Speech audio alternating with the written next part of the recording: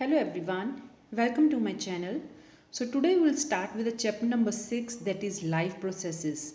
This chapter has been taken from grade 10th NCERT science book, right? So today we'll do the chapter number 6, that is life processes. तो सबसे पहले हमें जो है life processes इसका meaning पता होना चाहिए. What do you mean by life processes? Life processes वो प्रोसेसेस होती हैं बेटा, जैसे कि रेस्पिरेशन हो गया, डाइजेशन हो गया, एक्सक्रीशन हो गया, जो हमारी ऑल टुगेदर मेंटेन, जो हमारी बॉडी की प्रॉपर मेंटेनेंस जॉब करती हैं. जैसे कि चाहे आप सो रहे हो, चाहे आप फ्री बैठे हो, तब भी जो है हमारी बॉडी के अंदर बहुत सारी प्रोसेसेस हो रही हैं, जैसे कि beating of the heart, circulation of the blood. ऐसी सब प्रोसेसेस जिनकी वजह से हम जिंदा हैं, they are called the life processes. So this was the just crude meaning कि लाइफ प्रोसेसेस क्या है. जैसे जैसे हम चैप्टर में आगे चलते जाएंगे, we'll all come to know what do you mean by life processes and why these are important. So let's get started. So how do we tell the difference between what is alive and what is not alive? तो आपने grade 6 में पढ़ा था difference between living and non living thing. ऐसे कौन से differences होते हैं जिनके बेसिस पे आप क्लैरिफाई कर सकते हो कि हाँ ये चीज़ लिविंग है और ये चीज़ नॉन लिविंग है. जैसे कि लिविंग सेल्स में आपको रेस्पिरेशन दिखेगी, लिविंग जो चीज़ है उसमें आपको ग्रोथ दिखेगी, उसमें जो है एक्सक्रीशन होगी, उसमें रेस्पिरेशन होगा. जबकि नॉन लिविंग थिंग्स में आपको ऐसा कुछ भी नहीं मिलेगा. लिविंग थिंग्स में जो है आपको रिप्रोडक्शन मिलेगी, जबकि नॉन लिविंग थिंग जो वो है रिप्रोड्यूस नहीं कर सकती. मोस्ट इम्पॉर्टेंट थिंग ये है कि जो लिविंग बींग्स हैं उनका एक डेफिनेट लाइफ स्पैन होता है. जैसे कि हम एवरेज ह्यूमन लाइफ जो है 100 ईयर्स लेकर चलते हैं, तो जो भी है एक लिविंग चीज़ है उसको जो है एक जो जिसका जन्म हुआ है उसकी मौत भी अटल है. लेकिन ये अगर हम नॉन लिविंग थिंग्स के बारे में बोलें तो आपने अपने जीवन में इतनी सारी चीज़ें देखी होंगी जो कई 100 साल पुरानी हैं, लेकिन अभी भी वहाँ पे हैं. So there are few characteristic on that we can classify these particular things are living और non living. So if we see a dog running, a cow chewing cud, or a man shouting loudly on the street, we know that these are living beings. हाँ, ये सब चीज़ें कुछ जो है हमें sure कर देती हैं. अगर डॉग भागा जा रहा है, जो है गाय अपना घास खा रही है, या एक जो भी इंसान है वो जो चिल्ला रहा है, तो हम ये बोलते हैं कि हाँ ये लिविंग बींग्स हैं. So what if the cow और डॉग और द मैन वर स्लीप? अगर ये तीनों सो रहे हों, क्या तब भी हम उनको बोलेंगे कि ये लिविंग है? Definitely we will say yes. क्योंकि जो हमारी लाइफ प्रोसेसेस हैं, चाहे हम कोई कुछ काम कर रहे हैं, चाहे नहीं कर रहे हैं, चाहे सोए हुए हैं, चाहे रिलैक्स कर रहे हैं, even then they are taking place, right. तो कभी आपने देखा है कि अगर आप सो रहे हो तो आपका हार्ट बीट करना बंद कर गया, तो आज जो आपकी रेस्पिरेशन है वो बंद होगी? No, they are just keep on. आपकी बॉडी में आपके बिना नोइंगली ही ये सब चीज़ें चलती जा रही हैं. We would still think that they were alive, but how did we know that? हम किसी भी चीज़ को सोए हुए को कह सकते हैं कि ये चीज़ जो है जिंदा है. तो कैसे आपने सोई हुई चीज़ को देखा? या तो उसमें आपने ब्रीदिंग धीरे धीरे देखा होगा कि उसका पेट ऊपर नीचे जा रहा है. Like we see them breathing and we know that they are alive. What about plants? तो अगर हम प्लांट्स को भी लिविंग थिंग में क्लासीफाई करते हैं, तो प्लांट्स को तो हम सांस लेते हुए नहीं देखते हैं. How do we know that they are live? तो हमें ये कैसे पता चलता है कि वो जिंदा हैं? We see them green, some of them will us will see. तो कुछ हम लोग हम में से बोलेंगे कि हाँ वो तो हरे भरे हैं इसलिए वो जिंदा हैं. But what about the plant that have leave of colour other than green? जैसे कि आपको क्रोटन को पता है, क्रोटन का जो है आपको रेड कलर का जो होता है उसके लीव्स होते हैं. तो क्या हम क्रोटन को हम कैसे कहेंगे कि वो जिंदा है या अभी उसमें लाइफ नहीं है? They grow over time, so we know that they are alive, some will say. तो कुछ लोग हम में से बोलेंगे कि हाँ कि they grow over some time. थोड़ी देर के बाद जैसे आपने कोई सीड भी लगाया है तो वो 10-15 दिन बाद जो है अंकुरित हो जाता है, तो उससे जो है प्लांट बन जाता है. तो हम कह सकते हैं कि वो चीज़ अलाइव है. In other words we tend to think of some sort of movement. तो हमें जो है कुछ ना कुछ मूवमेंट दिखनी चाहिए जिससे कि हमें ये चीज़ को क्लासीफाई कर सके ये लिविंग है या नॉन लिविंग है, ईदर ग्रोथ रिलेटेड और not, as common evidence for being alive. तो मोस्टली जो है हम ग्रोथ रिलेटेड जो एविडेंस है हम उनको मानकर चलते हैं कि ये चीज़ जो है अलाइव है. But a plant that is not visibly growing is still alive, and some plants some animals can breathe without visible movement. तो अगर हम ये मानकर चल रहे हैं कि ब्रीदिंग से आपका पेट ऊपर नीचे हो रहा है, आपको मूवमेंट दिख रही है, तो दैट थिंग इज़ अलाइव। लेकिन कुछ एनिमल्स इस तरीके से ब्रीथ करते हैं कि उनमें कोई आपको विजिबल मूवमेंट नहीं दिखती है। जैसे कि प्लांट, आपको उसकी विजिबल ग्रोथ नहीं दिख रही है, but still we are saying that plant is alive. So using visible movement as the defining characteristic of life is not enough. तो हम ये नहीं कह सकते कि अगर किसी चीज़ में जो है हिलजुल हो रही है, ठीक है, जब हम सांस ले रहे हैं, हम बोल रहे हैं, हमारी बॉडी में हिलजुल हो रही है जो कि बाहर से देखी जा सकती है, तो ये कुछ ऐसे करेक्टरिस्टिक नहीं है जिनके बेस के हम कह सकते हैं कि ये जो चीज़ है लिविंग है या नॉन लिविंग है। Now movements over very small scales will be invisible to the naked eye. जैसे कि आपने केमिस्ट्री लैब में देखा होगा, बहुत सारी केमिकल रिएक्शंस जो हैं आपने पढ़ी होंगी। इसी तरीके से हमारा बॉडी भी जो है आप एक लैब की तरह मान सकते हो, जिसमें कि जो है बहुत सारी मॉलिक्यूलर चेंजेस चल रही हैं, यहाँ पे मॉलिक्यूल्स की मूवमेंट भी हो रही है, जिनको हम अपनी नेकेड आई से नहीं देख सकते हैं। For example, is this invisible molecule movement necessary for life? क्या जो आपकी बॉडी में इनविजिबल मॉलिक्यूल मूवमेंट चल रही है, is it necessary? Definitely, it is very necessary for life. If we ask this question to professional biologists, they will say yes. In fact, viruses do not show any molecular movement in them. लेकिन अगर हम ये मानते हैं कि जो movement है वो बहुत इंपॉर्टेंट है for the thing to be said living, लेकिन हम वायरस में तो ऐसी कोई मूवमेंट नहीं देखते हैं, क्योंकि वो जो है हाफ लिविंग होते हैं और हाफ डेड होते हैं। So they are border line between the dead and non living and non living things. क्योंकि वायरस आपको तभी इन्फेक्ट करेगा जब वो वायरस किसी की बॉडी में तभी ग्रो करता है जब वो किसी और की बॉडी में जाता है। when it is not inside anybody, so it is just lying dormant। तो आपको वायरस का अटैक तब होगा जब वो वायरस आपकी बॉडी में ग्रोथ तब करेगा जब वो किसी की बॉडी यूज़ करता है, वो किसी का मैकेनिज्म, किसी की मशीनरी यूज़ करता है, अपनी मशीनरी कभी भी यूज़ नहीं करता। इसलिए हम वायरस को लिविंग और नॉन लिविंग में बॉर्डर लाइन मानते हैं। Why are molecule movement needed for life? तो हमारी बॉडी को मॉलिक्यूल मूवमेंट क्यों चाहिए, right? Now we have seen in earlier classes that living organisms are well organized structures. So we all know that living organisms are well organized structure. They have tissues have cells have smaller component in them and so on. तो आपने grade 6 में, 7th में, 8th में आप सब पढ़ चुके हो कि ठीक है, जैसे जो हमारी बॉडी है जो ऑर्गन सिस्टम से बनी होती है, ऑर्गन सिस्टम ऑर्गन से बना है, ठीक है। Then organs they have tissues किससे बने हैं? सेल से। तो इस तरीके से जो एक लिविंग थिंग है वो एक वेल ऑर्गेनाइज स्ट्रक्चर है। Because of the effect of the environment, this organized ordered nature of living structure is very likely to keep breaking down over time. तो इवन जो नॉन लिविंग थिंग भी है, अगर आप थोड़ी दिनों के लिए बाहर रख दो तो उसके ऊपर मिट्टी डल जाएगी, थोड़ी सी शायद वो क्रैक होनी शुरू हो जाए। तो ये अगर चीज़ें हम नॉन लिविंग थिंग्स में देखते हैं तो हमारी बॉडी में क्यों नहीं होती हैं? हमारी बॉडी में भी होती हैं। जो है कुछ चीज़ें जो है हमारी बॉडी के अंदर जो हो रही हैं, कुछ चीज़ हमारी जो ब्रेक डाउन हो रही है, कहीं पे सिंथेसिस हो रही है। लेकिन अगर हमारी बॉडी में कॉन्टिन्यूसली ब्रेक डाउन ही होता रहे, सिंथेसिस ना हो, क्या हम जिंदा रह पाएंगे? नहीं। सो अल्टीमेटली विल डाई, क्योंकि हमारी बॉडी में सिंथेसिस तो हो ही नहीं रही, सब कुछ ब्रेकअप हो रहा है, ब्रेक डाउन हो रहा है। लेकिन हमारी बॉडी के मेंटेनेंस के लिए जो है जितनी भी हमारी रिपेयरिंग स्ट्रक्चर है, जो जितनी भी ब्रेक डाउन है, ये जो है ब्रेक डाउन कम होता है जबकि सिंथेसिस ज़्यादा होना चाहिए, राइट? सो जितनी चीज़ें ब्रेक डाउन हो रही हैं, साथ के साथ में सिंथेसिस भी उतनी हो जानी चाहिए। So if break downs the organism will no longer be alive. If order break down, ठीक है, अगर कॉन्टिन्यूसली आपकी बॉडी में ब्रेक डाउन ही चलता रहे, सेल्स का ब्रेक डाउन ही चलता जाए, तो ultimately will no longer be alive. This is very common sense. So living creature must keep repairing and maintaining their structure. जैसे हम अपने घर की कॉन्टिन्यूसली कुछ ना कुछ रिपेयर करवाते हैं, मेंटेनेंस करवाते हैं, उसी तरीके से हमारी बॉडी भी जो है it must keep on repairing and maintaining their structures. Since all these structures are made up of molecule, they must move molecules around all the time. क्योंकि जो हमारा हर स्ट्रक्चर है किससे बना हुआ है? It is made up of the molecule.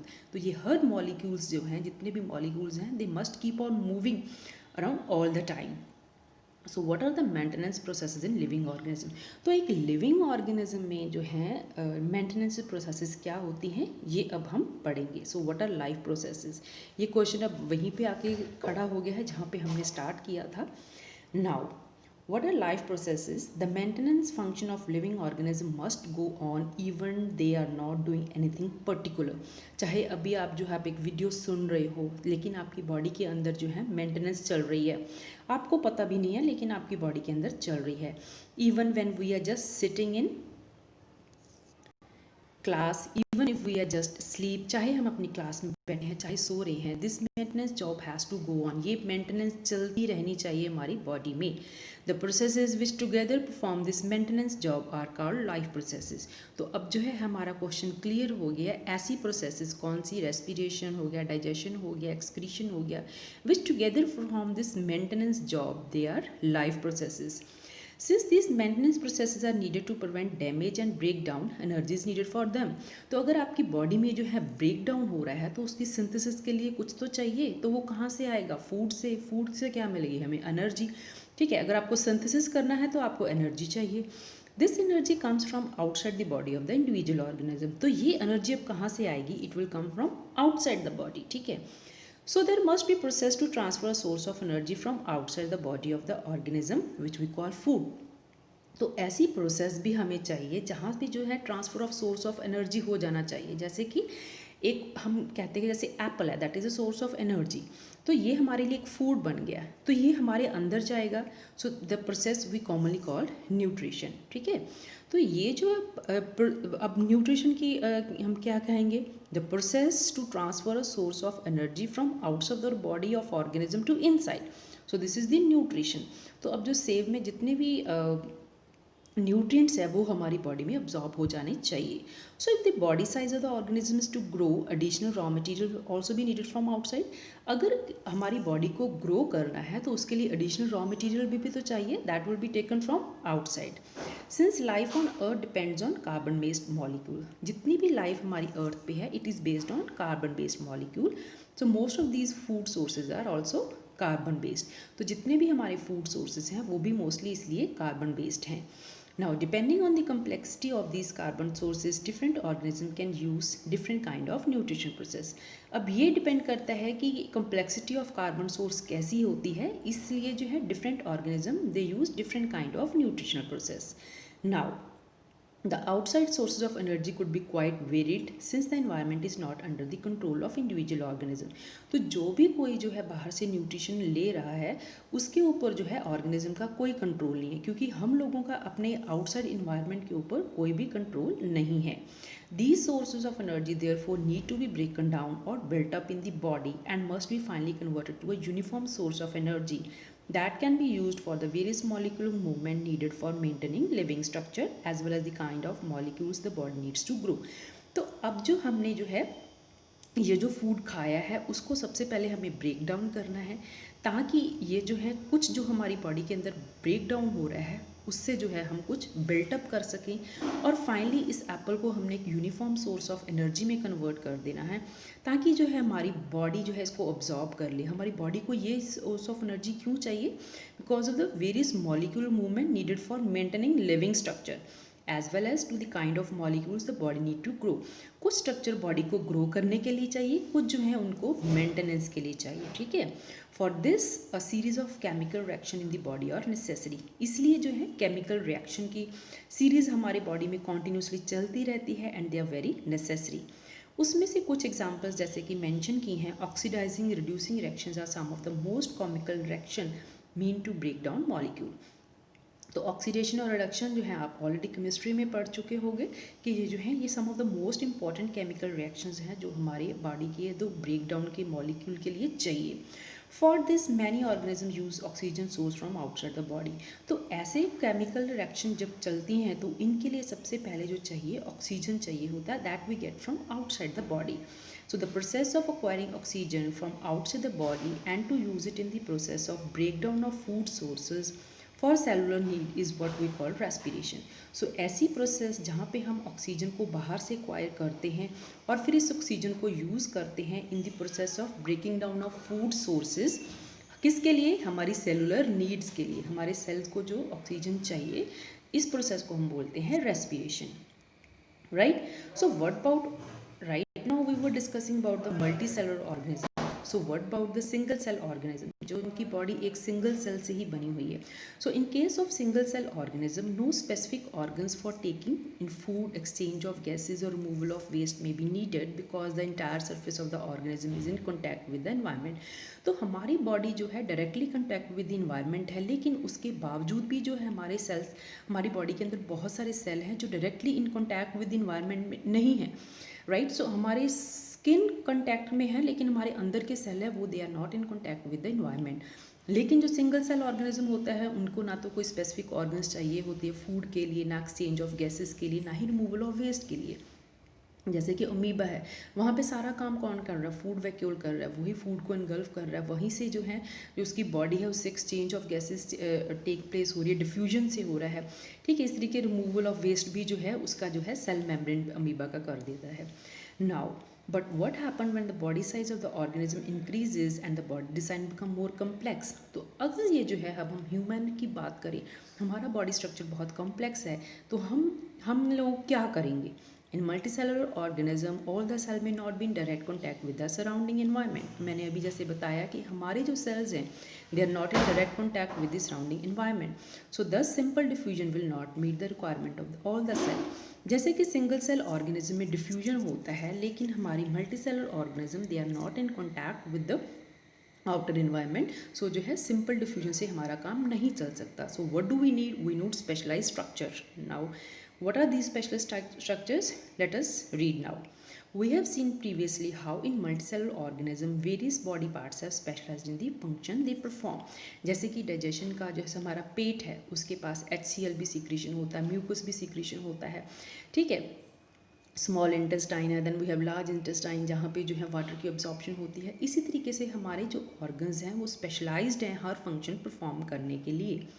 Now we are familiar with the idea of the specialized tissue. आप grade 7th में ऑलरेडी ये सब पढ़ चुके हैं कि ये स्पेशलाइज्ड टिश्यू किस तरीके से होते हैं with their organize in the body of the organism. जैसे डाइजेस्टिव सिस्टम है, तो डाइजेस्टिव सिस्टम में आपके ने जो है अलग ऑर्गन्स हैं. एक्सक्रीशन में जो है किडनीज मेन आती हैं, right, kidney, urethra, ureter, right. And digestion में स्टमक हो गया, then it start with the mouth, oesophagus, stomach. You all read this in your previous classes.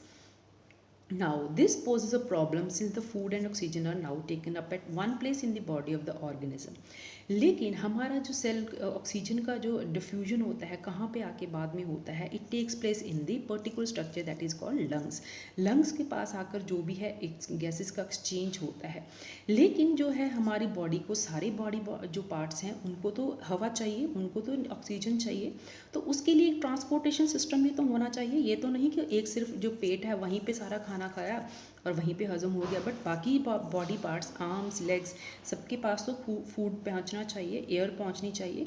सो इसके लिए जो है हमारी बॉडी में ट्रांसपोर्टेशन सिस्टम होना बहुत ज़रूरी है for carrying food and oxygen from one place to another in the body. Now, when chemical reactions use the carbon source and oxygen for energy generation, they create byproducts that are not only useless for the cells of the body, but they could be harmful. तो हमारे जितने भी chemical reaction हो रही हैं जिसमें mainly carbon source होता है एंड ऑक्सीजन को हम यूज़ करते हैं एनर्जी जनरेट के लिए, तो उसमें जो क्या होता है बाई प्रोडक्ट भी बोलते हैं, बाई प्रोडक्ट भी बनते हैं. तो ये यूजलेस होते हैं. अगर आप अपनी लाइफ सोच कर देखो कि एक दिन भी आप जो है वॉशरूम नहीं जाओगे फॉर यूरिनेशन, तो आपकी क्या हालत होगी. अगर आपको एक दिन भी पॉटी नहीं आती है तो आपको क्या होता है, कॉन्स्टिपेशन हो जाती है, तो हमारा सर दर्द होता है. What happens when these harmful things are not to be removed from the body. So these waste byproducts are therefore needed to be removed from the body and discarded outside by the process called excretion. तो जब हमने food लिया उसके बाद हमने respiration की तो हमारी बॉडी में अनवांटेड थिंग प्रेजेंट हुई, बनी, तो उनको बहुत ज़रूरी था कि it should be taken out of the body, right. So if they will not be taken out of the body, our body will have serious problems, right.